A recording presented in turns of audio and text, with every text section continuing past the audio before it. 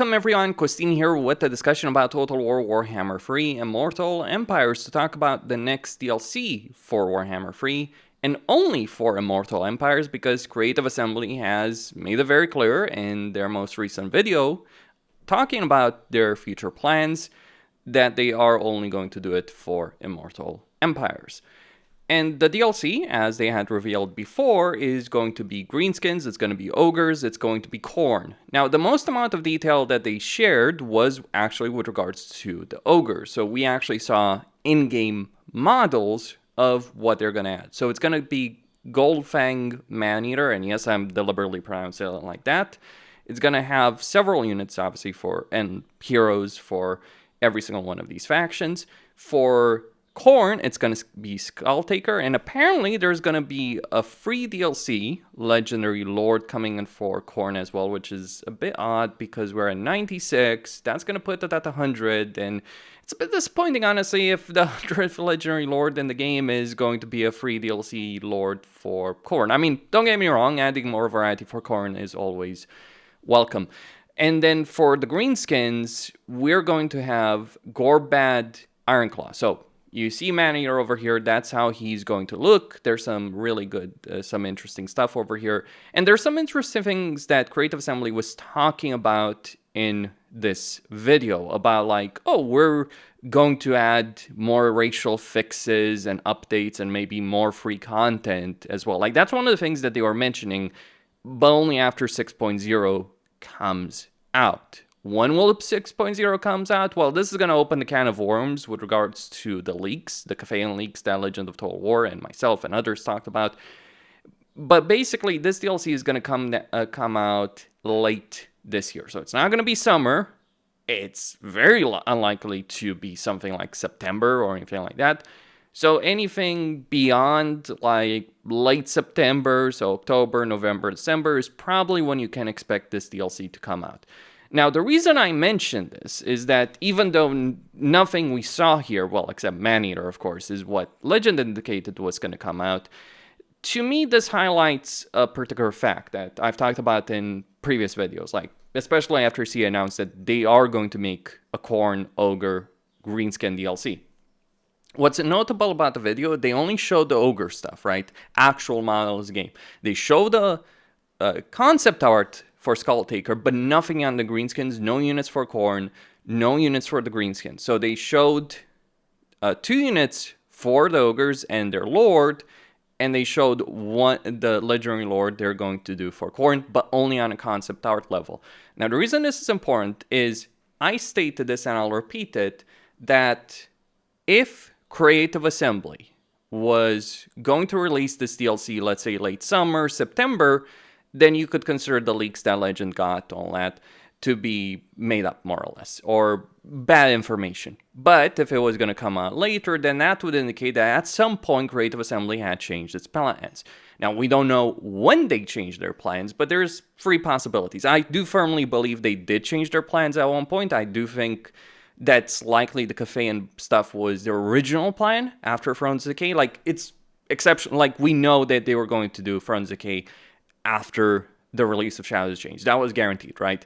How they were going to do it, different discussion. But the important point is, after Thrones Decay, it might have been their original plan was to do the Caffeine stuff, and then they changed that. When? That's the big discussion, right?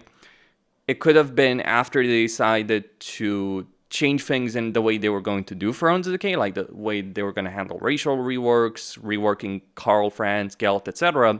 That was going to be one of the things. That's possibly the moment. It might have been they were waiting to see how people would react to Thrones Decay after it came out before deciding on a firm course of action. Because based on the stuff that they did show, I mean, okay, there's like 1 Khorne unit. Sorry, I misspoke there. But there's 1 Khorne unit, 2 Ogre units they showed, and nothing for Greenskins. Okay, sorry about that. But they could have been waiting for Thrones Decay to come out, or they could be reacting to how the community reacted in a very negative fashion to the leaks. Which one of that is true? Well, that's up to every single person to make up their mind. Let me know what you guys think. So let's dive into the game and I'll talk about my personal feelings on this entire subject. Like, it was pretty obvious that this is what we were gonna get. Like, if you're telling me, oh, Skull Taker is coming, yeah, I knew. Like, I didn't know for certain. I didn't have a source of information. Except, like, logically thinking. With Maneater, yeah, he's in the fucking game files. And even if he wasn't in the game files, like, I would have put hard money on him coming in as the next Legendary Lord for the Ogres if they were going to do Ogres, because he's the most logical choice for Creative Assembly to go for after doing Scrag and Greases, who are two of the other principal characters for the Ogres. But Maneater is actually kind of more important than them in certain ways. Don't get me wrong, Greases is important. Scrag, I would say less so from that particular perspective. But let me just jump into the game and let me talk about this situation on it. But I do have to say that if they do indeed add substantial changes and patches, like, Geomantic Web, fixing monster hunts for Norse God, which they mentioned specifically in this video, vampire counts, etc., if they start adding those kind of substantial changes, or fixing the jungle warfare, or fixing the Books of Nagash, etc., in patches as opposed to waiting for a DLC, which they specifically stated that they might add some of these changes in patches as opposed to waiting for a DLC to come out, then that, I think, is a really, really good step forward for Creative Assembly with respect to Warhammer 3. First and foremost, we gotta talk about Khorne, and I think what's going to be very interesting is how Creative Assembly is going to handle Khorne when they do release the 2 new Legendary Lords, one of which we know for certain is going to be Skull Taker, because that's what they've stated, and the other one, well, if I was to put money on that, I would say it's Arbal the Undefeated, who's probably going to look something like a Chaos Lord of Khorne if I were to make any kind of guess. Like, basically, Skull Taker was the more interesting character that they could have made for a paid DLC. Though I wouldn't have necessarily been surprised had they chosen to go with the Undefeated. I just think Skull Taker gives you more opportunities. See, Skarbrand is about destroying everything in his path like a mindless beast. Skull Taker, however, has a different goal in his campaign, or should have a different goal in his campaign. Because Skull Taker, fundamentally, he's a duelist. He engages in honorable duels against his opponents according to the lore. And the area that he might be put in is somewhere in possibly the Badlands, possibly in the mountains over here, in the various locations of the World's Edge Mountains, or in either Bretonnia or even Ulthuan, because yes, he apparently has gone to Ulthuan, at least that's what the wiki says on that particular subject. And what he does is he roams the world looking for challengers. And I think the potential of that particular campaign is, regardless of where he starts, he can even be put in the Chaos Wastes over here. But regardless of where he starts, I think the potential of that particular campaign, based on what they've already stated, is something like a Malachi campaign in the sense of the objective-based portion of the campaign. Obviously in a different way, as opposed to, tinkering with war machines. You'd be trying to make Skull Taker as strong as possible by finding worthy foes and dueling with them. The only one who has apparently defeated Skull Taker, by the way, in a one-on-one duel is Sigmar himself, and Skull Taker apparently has become a lot stronger since then, and I certainly hope that his dueling capability in battle does reflect that. Now, I do wonder what kind of campaign that's going to be. I think there is a consensus right now in the community that horde armies don't work especially well, so you need some kind of hybrid way of dealing with that. They tried something new with the Changeling, and it ended up being a pile of trash. Let's just be honest on that subject. So I think Creative Assembly needs to ask themselves the hard question. How are they going to do that kind of campaign while also giving us a functional empire, which is really significant in Immortal empires in itself? One of the reasons I dislike Skarbrand's campaign is, yeah, you burn a lot of things in your path. There's plenty of Legendary Lords that can do so, but they also build empires. You don't. Don't get me wrong, Skarbrand does have his power. I've never disputed that particular aspect, by the way. It's just he has those limitations. So are they just going to give Skull Taker, that kind of campaign style where he's just burning everything to the ground. But I think that just would be another Scarbrand campaign. Or even worse than Scarbrand in some ways, because at least Scarbrand can move around the campaign map very, very quickly. They did mention snowballing when they were talking about Khorne. So I'm guessing they're going to try and have some fast campaign pace.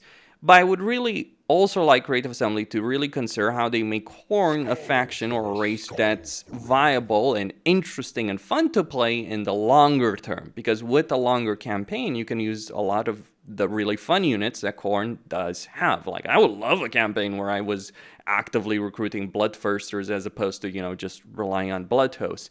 I would like a campaign to get Minotaurs and Chosen of Khorne, Skull Crushers, etc., which you never do in a Khorne campaign. You play a Warriors of Chaos campaign as Valkia or the Undivided to get access to those kind of units. So that's something I would like to see Creative Assembly change for Khorne. That's my perspective. Or at the very least, not have Skulltaker and the other Legendary Lord of Khorne just playing in a similar way to Scarbrand. Scarbrand should keep his unique playstyle, don't get me wrong on that, I'm not saying that. But just make it better. Just make the inherent Khorne race, as opposed to Scarbrand, make the inherent Khorne race better, and you can keep Scarbrand as he is. That would be my personal perspective on that subject. Where they would add these kind of characters, I have no clue. Like, it wouldn't surprise me if they added him somewhere in Skulltaker, you know, let's say over here, and he's dueling his way into the heart of the Empire, seeking worthy challengers, including Vlad. Oh boy. Poor Vlad, he got nerfed into the ground with the patch. Okay, he didn't get nerfed into the ground, he just stopped being completely fucking ridiculous and being able to solo armies on his own.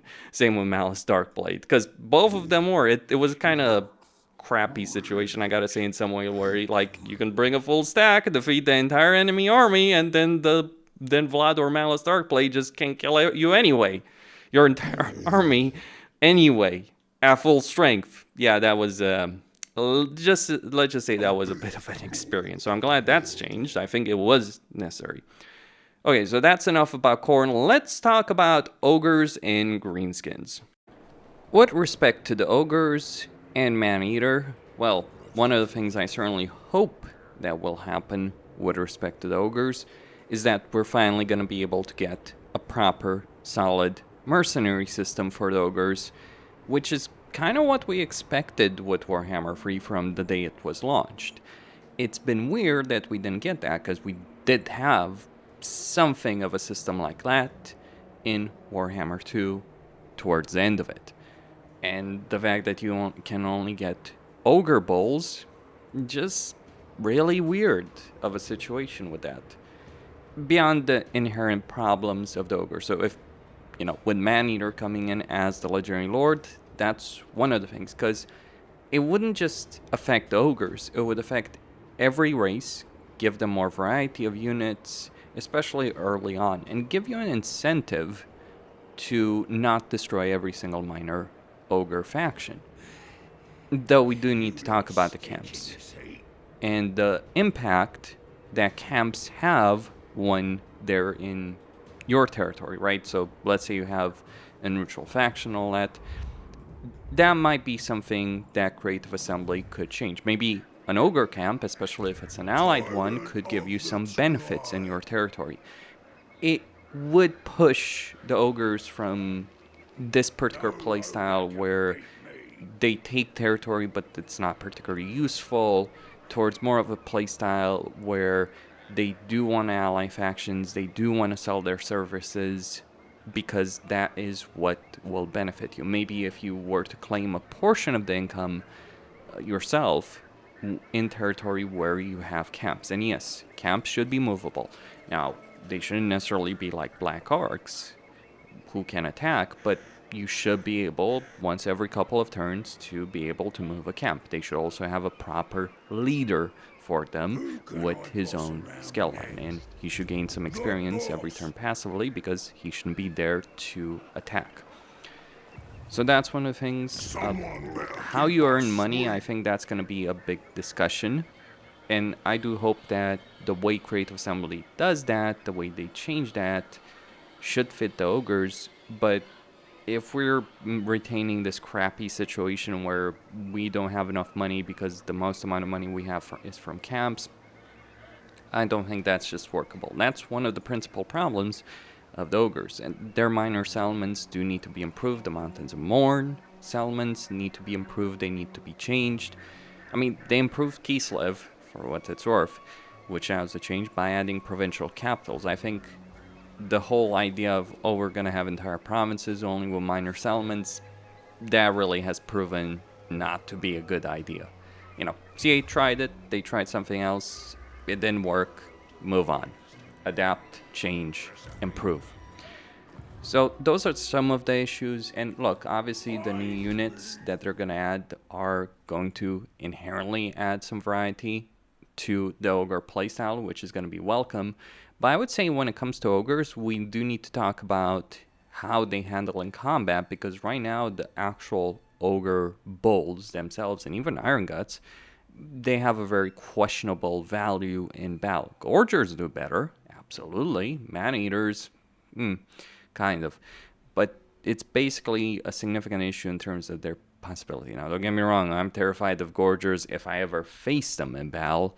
I am not terrified of any other Ogre unit because, well, they're not going to be there, essentially. Like, when you play against Ogres under AI control, they never really bring their full power to bear. Sure, their charge is scary with Ogre Bulls, but beyond that, they've got nothing to deal with you. And maybe they should have a lot more. There are some ways to make an Ogre campaign work, like I've done in this particular situation. But still, you know, various things that Creative Assembly should consider changing with respect to the Ogres, improving their playstyle, and hopefully also having a better contract system. Like, you know what's the crazy thing? You improve the camps, you add the better mercenary system. Maybe on Man-Eater you would be hiring out mercenaries. That might be one of his unique campaign playstyles, that you're hiring on mercenaries to various factions as units. Like, you build them up, you give them out, you get them back, and you get the gold as well. Maybe that would be his playstyle, as well as various contracts or selection of contracts. I keep thinking about, like, with contracts, the way the Chaos Dwarf caravan system works, and I just have this picture in my head. Imagine if we had a series of contracts around an area, or like for each faction that was near you, or maybe even some distant ones. Each of them would have different objectives that would be generated fairly constantly based on what they're dealing with. Like, you know, if you have Karl France as a situation, right? You know, you could get the contract against Khazrak, Festus, and all that kind of stuff to help him out, and you'd be rewarded for it. I think that's kind of the playstyle that CA should aim for with respect to the Ogres. Finally, we have the Greenskins, and from my perspective, it was always going to be Gorfang Rutgut or Gorbad Ironclaw. Though, honestly, I do find the whole Ironclaw aspect questionable, considering he was alive like 700 years ago. Now, from what I know, Greenskins don't quite die from old age, because their constant battles do kill them off generally much earlier than that. So we really don't know with respect to that particular aspect. You could say, well, wasn't Ironclaw killed off in the lore? It was ambiguous, basically. So no one really knows. Like, there's all kinds of theories. Like, I think Milk and Cookies was giving the theory that, oh, he's been stuck in the realms of Khorne and he's now got Skulltaker behind him trying to take him out. But the reason it was either going to be Gorfang or Gorbad comes down to this. Right now, there is a lack of a greenskin in Black Crag or Iron Rock, both of which are, by the way, very substantial settlements for the greenskins in the lore. Like, Iron Rock is one of the greatest fortresses, same with Black Crag. You can argue, like, well, you've got Skarsnik and you've got Warzag. Yeah, I mean, beyond the fact that Skarsnik is a freaking joke at the moment of a Legendary Lord, and Warzag has his own other issues to deal with in a campaign. Like, Skarsnik should be focused on Heroic 8 Peaks, and maybe he should get a different starting position. And Warzang, yeah, he's got other things to deal with. Basically, there's a lack of a true orc leader in in the Badlands right now. We used to have Grimgor, but he's been moved out. On top of that, one of the things to understand about DLC that Creative Assembly has stated is that they make thematic units to a particular lord. Now, with Gorfang, I can understand why they didn't go with that, because we already have Grimgor, right? Though, you know, Black Orcs could certainly use some more units, but when you're thinking about Gorbad Ironclaw, you gotta understand it's probably gonna be about orcs. Right now, with Greenskins, if you're playing any Greenskin campaign, it is heavily focused on the goblins, like Nasty Skulkers, Goblin Archers, Night Goblin Archers, Night Goblin Archer Fanatics, that kind of stuff. And also, you know, things like Trolls and Arachnaroks. You don't really use many of the boys. Like, recruiting Orc Archers is a waste of money. Like, here, yeah, I did get some because, you know, I'm playing with Mixus in Gorfang's Ratgun. And it says something about the Greenskins that they're so freaking powerful that even without faction effects, yeah, you're still strong. I kind of hope that Creative Assembly will give Rotgut some kind of special effects, like a special skill line, Lord Defense, all that, and you can get him as Gorbad Ironclaw. Playable? No. Though it's worth mentioning that Gorfang has his own intro screen in the game. Like, he's had it since Warhammer 1. I suspect that Creative Assembly originally wanted him to be the Legendary Lord of the Greenskins, or one of the two Legendary Lords of the Greenskins, and then they decided to go with Azag and Grimgor because, well, they wanted Grimgor for popularity's sake, and they probably figured that, well, if we have Grimgor, adding Gorfang is kind of redundant, and we want to sell copies, so it's Grimgor over there and Azag as a variety. And I'm sure like 80% of the player base shows like freaking Grimgor in every single campaign that they played as the Greenskins. It just gives you an idea about Grimgor. But still, it has been a bit disappointing in respect to that, because it's not Grimgor who's supposed to be the substantial legendary lord in the Badlands. No, it's Gorfang in the actual lord at this particular time period. But now they're reviving Ironclaw. Well, they better have a pretty damn good explanation is all I'm going to say on that specific subject with that. But hopefully they do revamp the research tree. And I've said this in a previous video. They should have 3 different trees, like one for goblins, one for green orcs, right? And one for like savage orcs and monsters, like ethnic research trees, if you want to go with that.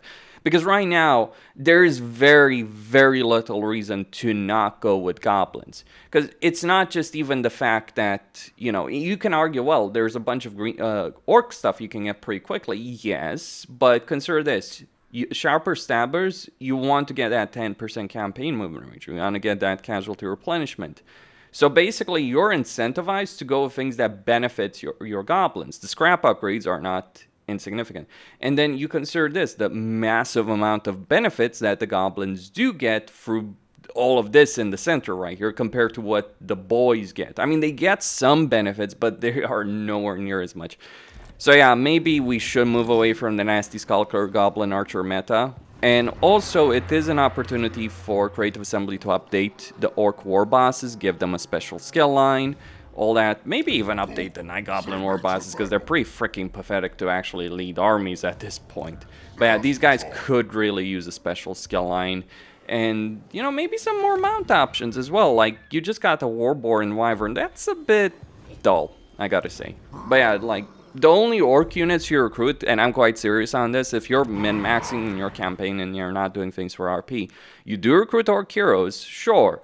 But the only orc units you actually want to recruit are not things like the boys, the archers, the savage orcs, even the big guns. They're not really worth it, because you can say, well, big guns are better than Nasty Skulkers. Yeah, until you realize that Nasty Skulkers can get to 30 fucking armor. Actually, isn't that 40? Because, like, you get 15 from Goblin Tide, if we take a look at it, assuming I can actually get a bit of money. But, like, we look at this situation, right? So we consider Goblin Tide buffing armor by of Nasty Skulkers from 15 to 30. And then, you know, we consider other upgrades that we do have. So we have 7. So we're looking at 37 armor. So yeah, big guns, you can argue they're better, but they're also more expensive, a lot more expensive. And quite frankly, they don't have the armor-piercing insanity of Nasty Skulkers. Like, they will survive better. The only orc units you actually want to use in every campaign, without a question, are Black Orcs. And that's more of a long-term benefit once you get to Tier 4. For much of the campaign, when it's important, you only use Nasty Skulkers. You don't use any orc units. You use orc heroes, you use orc shamans, Black Orc big bosses. Point is, that's not how the Greenskins should be. So hopefully with Iron Claw, they do change that dynamic. They did talk about changing the WAS. I would say change the research tree. And also, I understand, Greenskins are a really good race. So, you know, people talk they don't need a rework. Well, I think they could use a different WA mechanic. Yes, change the WA mechanic right now, again, because it's kind of boring and it's not quite Greenskin enough. Like, seriously, I'm going to be quite serious. As much as I disagree with the sentiment that people had with Age of Reckoning, it's like, oh, you're just playing like Greenskins. You don't play like the Greenskins with the dwarves. Far from it. The Greenskins are all about burning and pillaging and destroying everything in their path with swarms of cheap units in every single one of their armies. That is not how the dwarves play. And also, Greenskins are about destroying every settlement they take and then rebuilding it because it's very cheap for them to do so and they can do so fast. That is the antithesis, of how dwarves play right now. The dwarves actually want to take settlements as high of a tier as possible. You still want to sack and loot, sure, sometimes it's beneficial, but ideally for a dwarf, you are building stuff up. Greenskins are about tearing down, dwarves are about building it up. But, having said that, I won't dispute that Age of Reckoning does certainly feel more Greenskin than actual WA mechanic. Like, it's appropriate for the dwarves, but maybe something inspired by that for the sake of the Greenskins would actually make sense. Like, a kind of mechanic, and maybe not something like it happens every 10 turns or something like that, or 15, more so like a mechanic where you're constantly building up a WA during the course of your campaign. And you start out slow and weak and snotling, basically, and you start building up that strength continuously, and you get various benefits depending on the foes you're fighting, as opposed to just like, oh, I built up the WA meter, let me declare WA on an enemy, and for 20 turns I get massive benefits, and then, oh, once it's over, if I succeed, I get a permanent benefit, and then very shortly after, I can declare another WA. Like, WAs are not organized. Let's put it like that. WAs should not be an organized thing. Like, in fact, that's the thing about WAs. They're a biblical threat, but they're a disorganized mess. And it should be easy to also lose momentum. If you start losing battles on that, you should start losing momentum in a WA. So basically, like, you should have some kind of momentum. Like, if you keep winning battles, if you keep pushing forward as the Greenskins, you do better. If you start losing, if you start taking too many casualties, that kind of things. Which, by the way, everything that I'm mentioning here is exactly how WAs work in the lore. Like, Gorbat, Ironclaw, for instance, his WA, like, he started building his WA. He started steamrolling, pushing more and more and more. Like, literally, the dwarves were like, fuck that, we're not even fighting this guy, and retreated in their holes. Then Gorbat was like, I'll just invade the Empire. And then more and more and more Greenskins joined him, to the point that he had such a force that he could literally conquer Altdorf.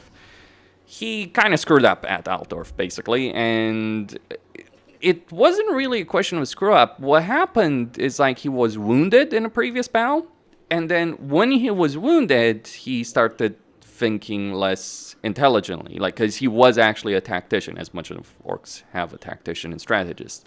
Like, by the way, that got puts Skarsnik to shame, because what the fuck has Skarsnik ever achieved in the universe of Warhammer? Oh, he took Caracay Peaks. Yeah, you know what Gorbat achieved? He almost conquered the fricking Empire, and he literally forced the dwarves to bend the knee, more or less, and surrendered the Badlands to the Greenskins. And it was only when he was wounded and he was thinking less lucidly that he just launched massive assaults on the walls of Altdorf, which any other Greenskin would have done anyway.